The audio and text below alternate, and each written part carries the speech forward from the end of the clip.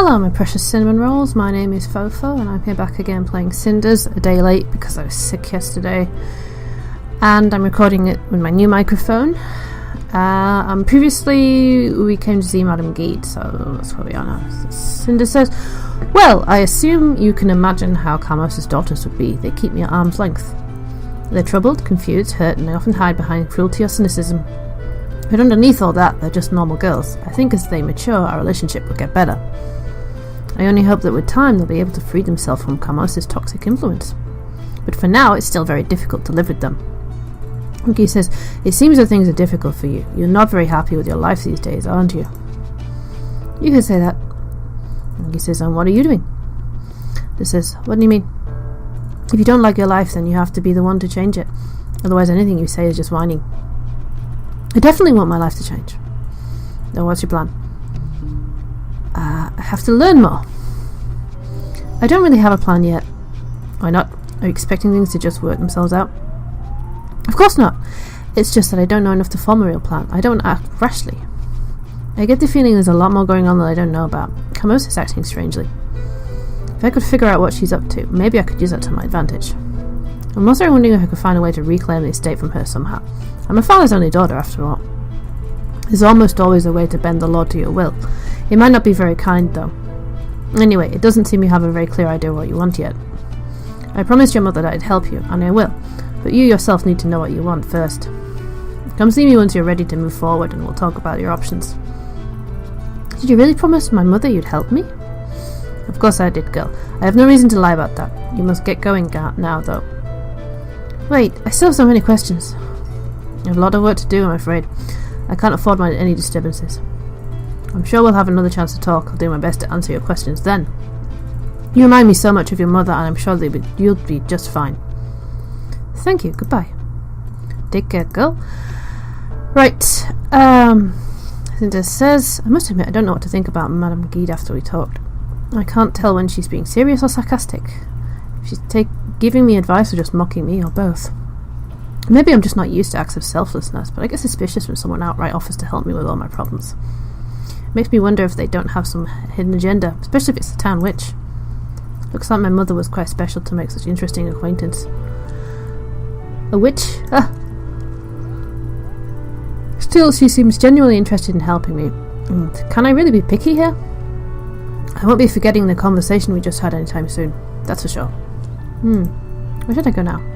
It's getting late. I probably only have enough time to stop by one more place. I could go have a little talk with Tobias in this store. Wouldn't mind heading to the inn either. I'm sure it would be fun. Let him see the captain of the guard again. So where should I go next? We're going to the inn. Here it is then.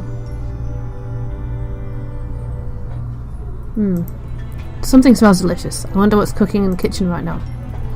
Not like it matters. I don't have any money to buy food anyway. Why am I even here? Guess my real reason for coming was to see the captain again. I was really hoping he'd be here. He's such an intriguing man. I wish I could spend a little more time getting to know him. Ah, there he is. Sitting in the same corner we were sat in last time. Habit? Looks like he's leaving. Wait, is he coming towards me? I remember you. Your name is Cinders, correct?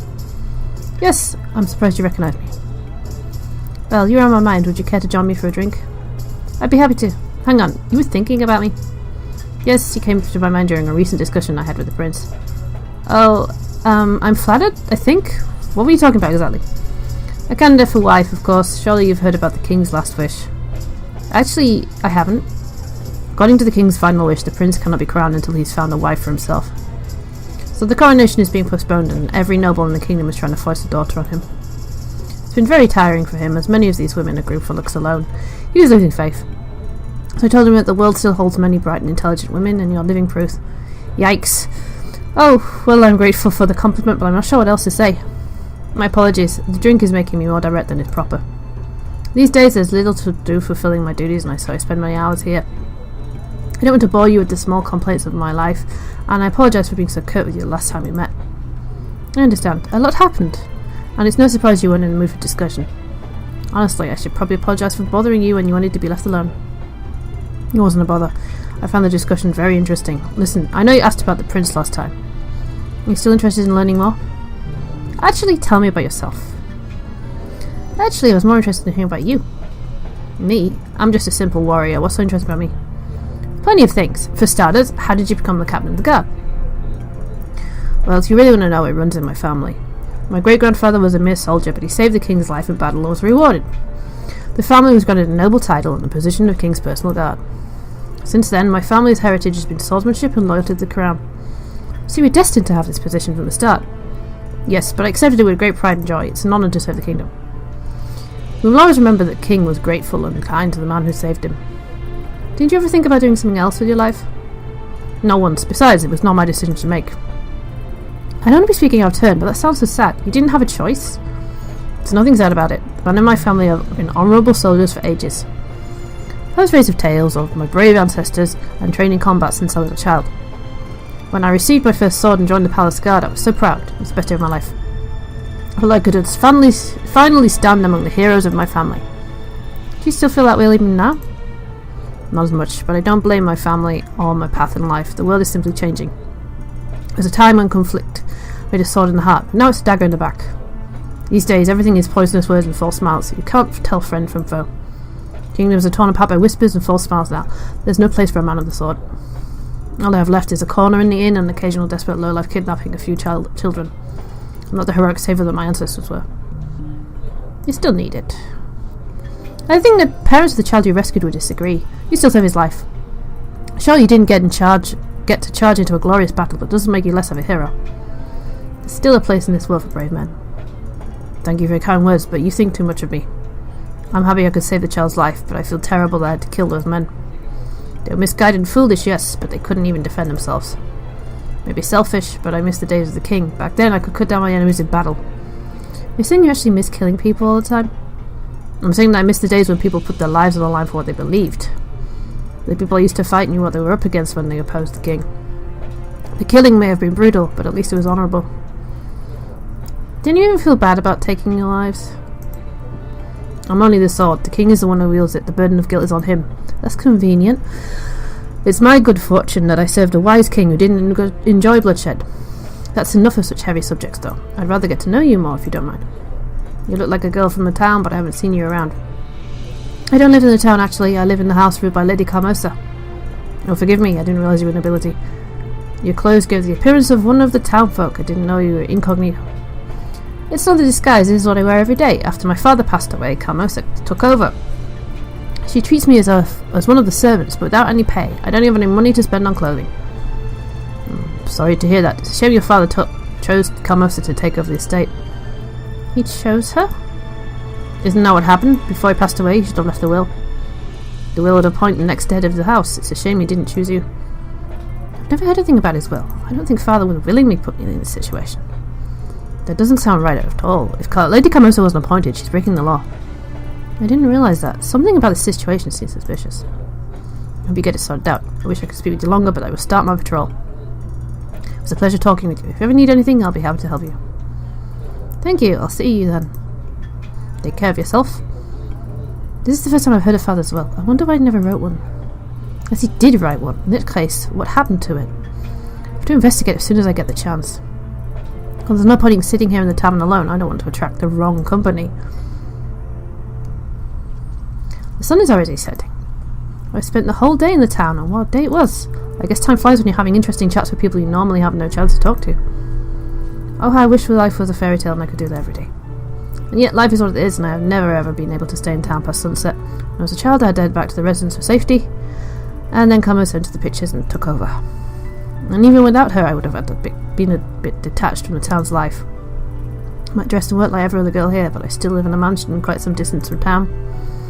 No friends except for Tobias. I hear no news, no gossip. I really don't know what their life is about. Sure, my own life is safer and probably more luxurious. I wonder what it would be like to live here, be a normal town girl, wake up to the sounds of life and excitement on the street. Get out of bed knowing a myriad of things await me when I wake out the door. That life goes by fast and adventure might begin around each corner. Then again, if some town girl looked outside the window right now and saw me, what would she think? She would probably remember her own boring clothes, the constant danger of hogwash flowing from the high windows to the street. She would envy me. I need to stop daydreaming. It's getting really late. My golden cage awaits, and the two sweet singing birds I share with are going to screech as long as I have to stay here any longer. And I wouldn't want to give them reason to worry, much less an excuse for picking on me. go back home.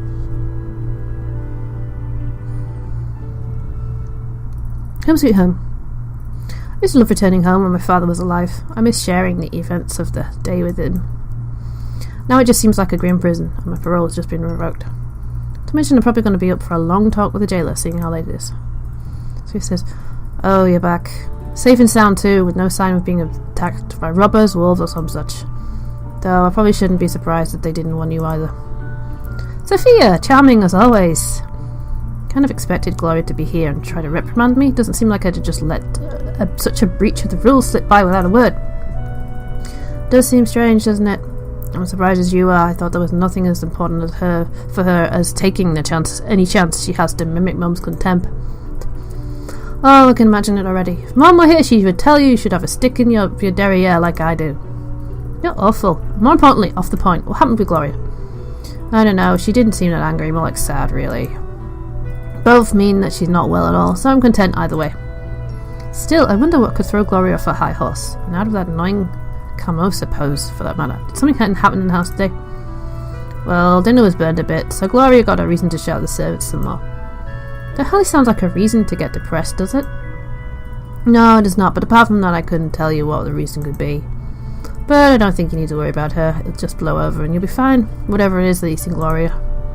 Thank you. So if you couldn't say what happened, does that mean you get the chance to get out of the house? I didn't. Sunshine, birds and bees are friendly people that stab you the moment you turn it back, and not for me. But I took my time of freedom to stay in my room and rest from all this, so I saw a little of Gloria today. You stayed in your own room the whole day? How come? Surely it will come as a surprise to you that when I say I'm not a people person.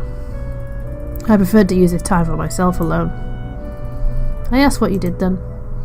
I used my peace and quiet to just sit and think things through, and finish a couple of things I had no chance to get around to with Carmosa on my back. Things like, oh, there's nothing important. At least not in comparison to the ominous discovery Gloria made this morning. You know she has found a stain on the curtain in the hallway? That one. Oh no! Hard to believe, but it's true. Half of our morning and all of our dinner conversation was about that stain being a sign of something greater. Household and lifestyle deteriorating.